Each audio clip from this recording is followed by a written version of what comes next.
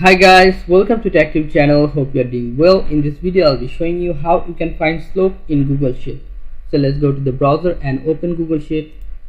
Then you can see here two data, x and y. Just put your xy data. Then if you want to find slope from x and y data, you have to go here, any cell, just choose any cell, then type is equal to, then you will find this sum, but you have to write here slope, SLOPE. Then you will be suggested for this slope. Just click on this and choose the data. Okay, here's the x data and put a comma after that. Then choose the y data.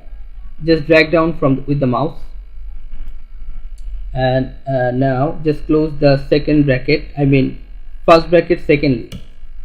Okay, now press enter and find the result. Okay guys, so easy. So guys, this is how you can find slope in Google data easily.